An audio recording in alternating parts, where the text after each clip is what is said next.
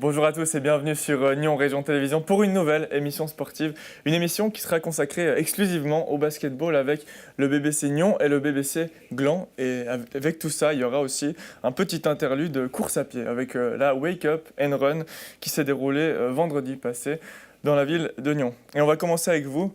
Xavier Paredes et William Van Roy, vous jouez et tu es le président du BBC Gland. Bienvenue. Nyon. BBC Nyon, autant pour moi. Bienvenue messieurs. Alors cette année, c'est une nouvelle année.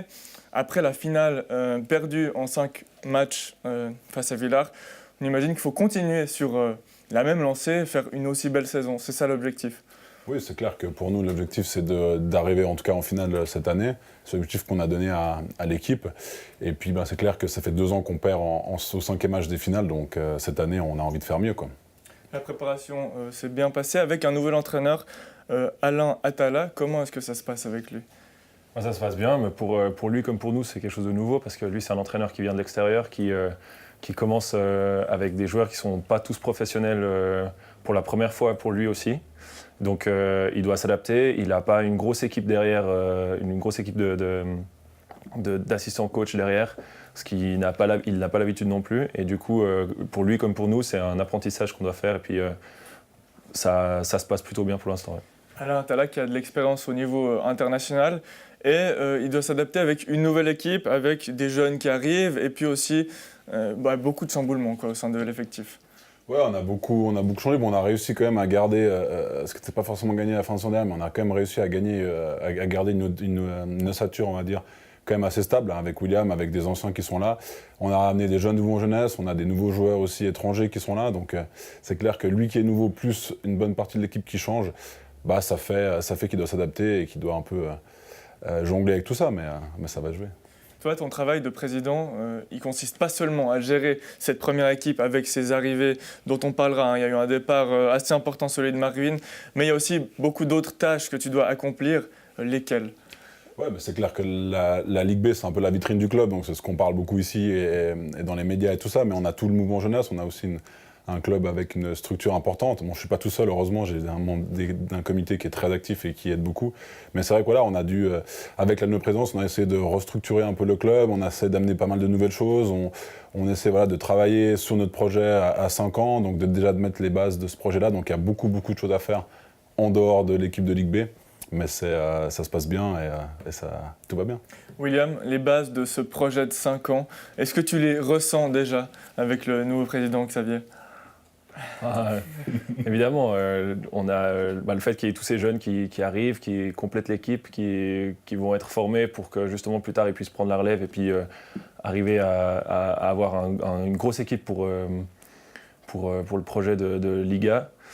C'est clair qu'on voit déjà maintenant que c'est des jeunes qui sont de 2001, 2002, 2000, c'est donc très très jeunes et on voit qu'ils n'ont peut-être pas forcément encore l'expérience du niveau national, mais que ça va venir. Et puis pour eux comme pour nous, c'est bien d'avoir du sang frais et puis qu'eux ils puissent prendre l'expérience contre nous. Le nouveau projet, c'est notamment la formation. Nyon en a les moyens. On va revenir juste sur le match de l'année passée, sur cette finale, qu'on a quelques images d'ailleurs. Une saison alors que vous avez faite magnifique. Alors il n'y avait pas tous ces jeunes, mais voilà, l'équipe a fait avec ses armes. Qu'est-ce qu'il aurait fallu faire de mieux pour passer l'épaule ? Parce que c'est quand même la 2e année que le BBC échoue à un match lors de la finale. Ouais, c'est vrai il manquait pas grand-chose. C'est vrai que l'équipe a fait une super saison et l'équipe s'est battue jusqu'au bout. Il a manqué quelques petites choses sur ce match 5 où voilà, on a peut-être manqué un peu de jus. On a eu quelques soucis. Villars a fait un super match. Donc, il manque rien, c'est des détails qui a fait que la finale s'est jouée en notre défaveur. Mais voilà, cette année, on essaie d'amener ces jeunes, d'amener son neuf, on essaie d'amener des choses en plus pour aider l'équipe, pour accompagner l'équipe et espérer que cette fois, on arrive à franchir ce cap de la finale. Il faudra remplacer un homme que l'on voit ici sur ces images. Il s'agit de Marwin Owens. Et pour ça, vous êtes allé chercher un autre étranger, c'est un Américain, Rashad Smith. Tu as pu le voir lors des premiers entraînements déjà. Qu'est-ce qu'il peut amener cette année au sein de l'équipe ? Je pense qu'il amène une bonne énergie. C'est quelqu'un qui a vraiment une expérience de jeu au niveau presque international. Il a joué en Finlande et puis aux États-Unis en championnat universitaire de division 1, donc il a joué contre des bons joueurs.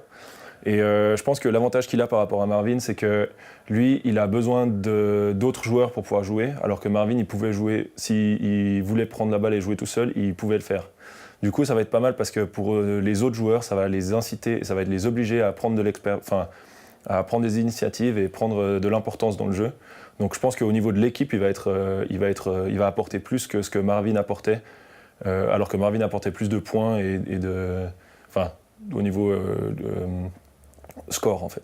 C'est ça, parce que les fois l'année passée, on avait l'impression que dans les moments difficiles, l'équipe se résumait un petit peu trop à Marvin qui essayait de faire la différence, chose qui ne sera plus possible cette année. Cette année, quelle sera la stratégie de jeu du BBC? Un jeu encore plus collectif, il faut continuer comme c'était le cas l'année passée bien sûr, mais il y aura une petite spécificité en plus avec Alain qui a son expérience internationale.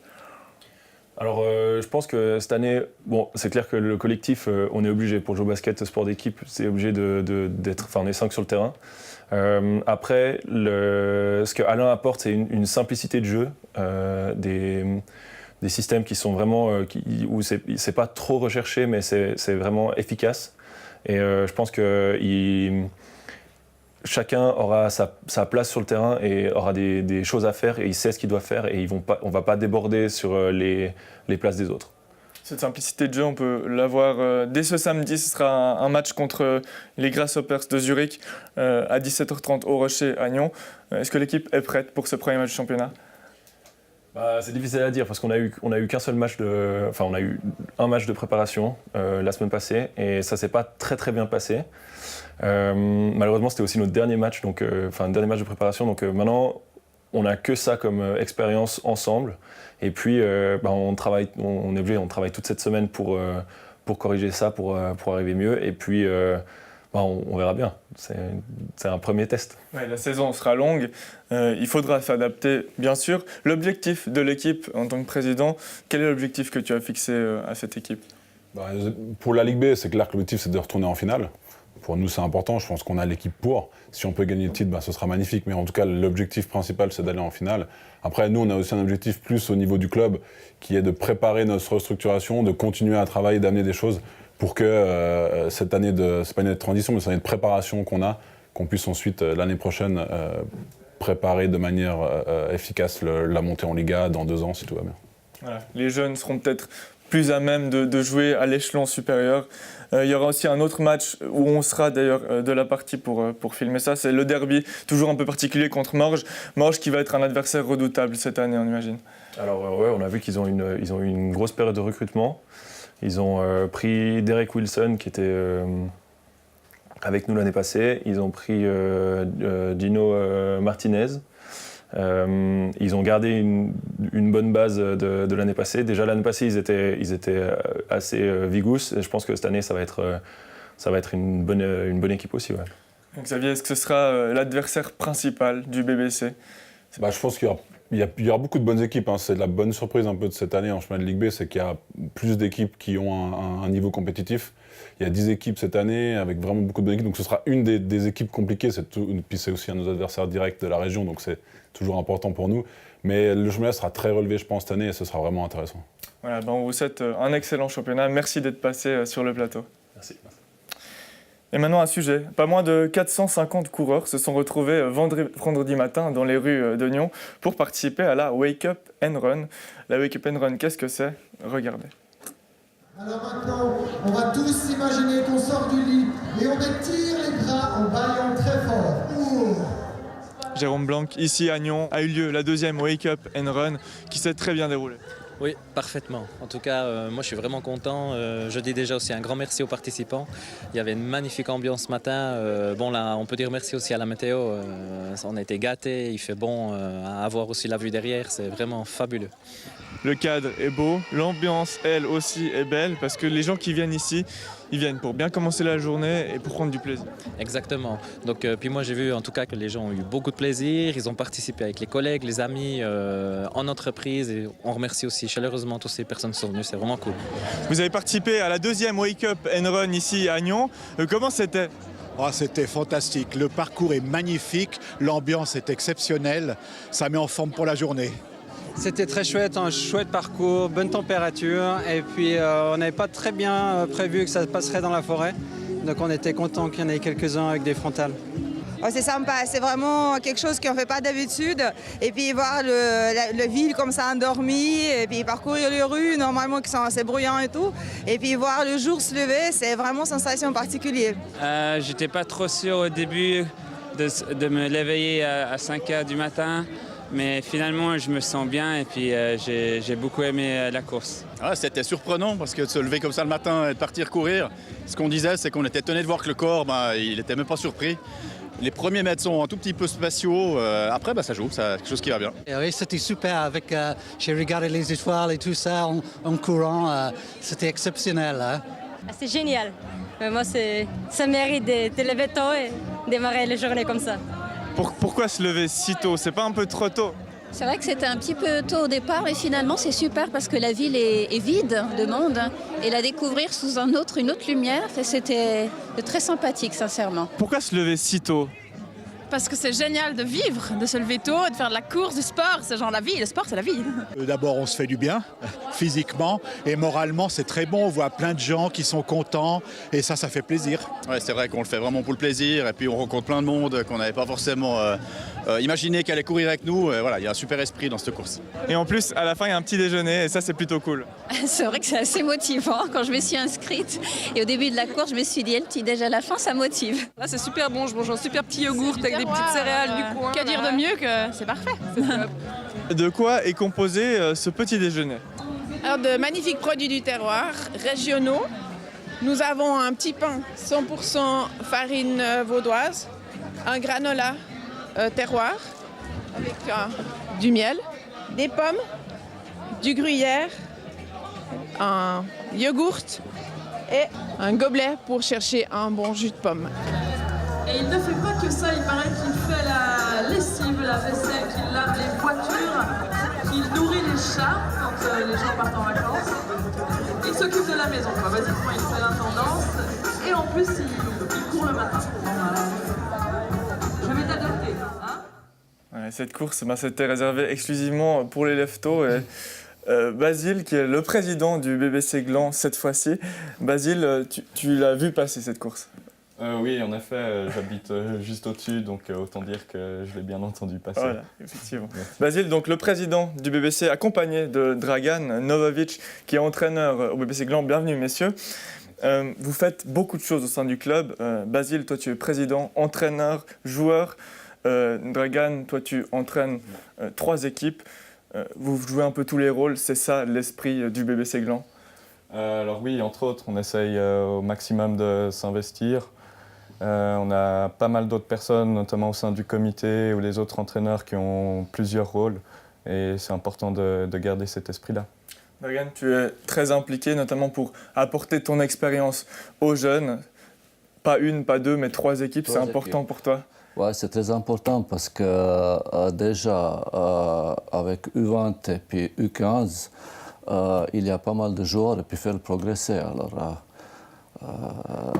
voir dans 2 ou 3 ans, surtout la U20, essayer de monter dans la première équipe. Voilà, une première équipe qui est actuellement en 3e ligue.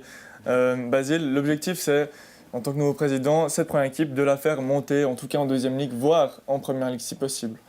Oui, alors maintenant le but cette saison c'est la montée, c'est clair. C'était déjà le but affiché l'année passée, on n'y est pas parvenu.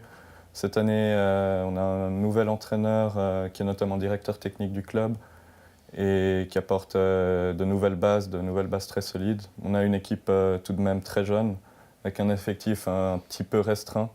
Mais le but clairement affiché, c'est de monter et pourquoi pas dans l'avenir monter de nouveau une première ligue pour qu'on ait un vrai exemple aux jeunes joueurs. Ah, parce qu'il y a quelques années, l'équipe aurait pu monter en première ligue, chose qu'elle n'a pas faite à cause de moyens financiers. Ça, c'est pour la première équipe. Pour le reste du club, comment est-ce qu'il est structuré? Combien il y a d'équipes? Combien de jeunes? Alors actuellement, on a 11 équipes. 3 équipes seniors, 2 équipes mini-basket et 6 équipes du mouvement jeunesse. Là aussi, on essaye d'afficher des nouvelles ambitions Alors qu'auparavant, on était souvent considéré comme un club qui joue pour le plaisir. On essaie maintenant d'apporter vraiment un esprit beaucoup plus compétitif. On a déjà eu quelques résultats où nos équipes jeunesse elles parviennent à se maintenir au niveau au-dessus du régional. Ouais. Et un esprit compétitif qui va se faire ressentir ces prochains tours, mais il faut garder quand même le plaisir de jouer au basket. On imagine que c'est important pour les jeunes et pour tout le monde. Je pense que c'est le plaisir d'abord qui prime et puis par la suite c'est la performance et puis la progression, surtout la progression dans l'avenir. Cette envie d'être plus sérieux, elle se remarque aussi avec l'arrivée d'un directeur technique qui permet d'avoir une philosophie de jeu peut-être. Oui, exactement. Alors depuis l'année passée, on a Dulaine Harris qui est maintenant directeur technique et qui entraîne 3 équipes. Donc on l'a mis au niveau mini avec les U11, on l'a mis également au niveau jeunesse avec nos U17 et au niveau senior avec la 3e ligue. Comme ça, il peut apporter un peu sa vision dans toutes les parties du club. Comment est-ce qu'on peut le considérer du coup, ce club? Est-ce que c'est plutôt un club tourné vers la compétition maintenant, vers la formation? On a souvent été considéré comme formateur, un club formateur. Ouais. Et je pense que c'est important qu'on garde cette image avant tout. Dragan, tu es du même avis? Moi, je suis du même avis aussi. Alors, c'est le formateur et la compétition vient par la suite avec la progression des joueurs après. La progression que vous forcez à amener. Ouais. Il y a d'autres entraîneurs qui sont là au sein du club. C'est quoi ton rôle préféré? C'est entraîner? C'est jouer? C'est présider? C'est une question compliquée. J'aime tous les rôles, hein, sinon je ne les tiendrais pas. J'adore entraîner en fait. C'est quelque chose, aider les jeunes, les voir progresser d'année en année, c'est vraiment quelque chose que j'adore. Jouer aussi, bien évidemment, puis présider, c'est quelque chose de nouveau pour moi, mais j'y prends beaucoup de plaisir également. Dragan, en tant qu'entraîneur cette année, ça va être quoi l'objectif pour tes équipes? Objectif pour U20, c'est l'année d'apprentissage pour moi. Comme il y a beaucoup de joueurs qui ont arrivé de U17, qui sont assez jeunes par rapport aux autres équipes. Et par la suite, l'année prochaine ou dans 2 ans, c'est le monter à niveau supérieur quand même. Et par la suite, adhérer dans la première équipe. Tu entraînes aussi l'équipe féminine? Féminine, on a pas mal de problèmes cette année. Il y a pas mal de joueuses qui ont parti à cause d'études et d'autres partis à Ligue B. Et je pense que cette année, c'est une année de transition quand même pour les joueurs qui ont resté. Et puis c'est le plaisir de jouer, de se voir à l'entraînement et de faire les matchs. Regarde, pour les autres équipes, que ce soit au niveau des jeunes et de la première équipe, les objectifs, lesquels sont-ils? Après, ça dépend tout le temps des équipes. Nos jeunes, on essaie vraiment de les faire progresser, notamment U17, U20, à un niveau bien plus compétitif. Au niveau mini et jusqu'à U13, on reste vraiment plutôt dans le plaisir de jouer, retenir nos jeunes qui restent dans le club et qui s'y sentent bien. Pas de partenariat en vue avec le BBC Nyon? Non, pas pour le moment, pas a priori, non. L'équipe du BBC Gland qui joue à la salle de Grandchamp, donc il y a pratiquement tous les entraînements qui sont faits là-bas, tous les matchs. Ceux qui seraient intéressés à joindre le club, c'est à Grandchamp que ça se passe. Oui, exactement, c'est à Grandchamp que ça se passe. On a juste un entraînement qui est ailleurs et puis voilà, juste pour préciser, on a aussi nouvellement instauré le 3-3 au sein du club. On a une salle qui est dédiée au 3-3, donc vu que c'est un sport qui perce exactement, on a décidé de se lancer là-dedans également. Pour ceux qui seraient intéressés aussi à joindre le club d'une certaine manière, il y a un camp de basketball que vous organisez pendant les vacances d'octobre. Et ça, ce sera du 22 au 26. Merci beaucoup, messieurs, d'être passés sur le plateau. Merci à vous. Merci à vous aussi. À très bientôt. À bientôt, merci. C'était NRTV fait son sport. On se retrouve la semaine prochaine sur Nyon Région Télévision. Merci. Ciao.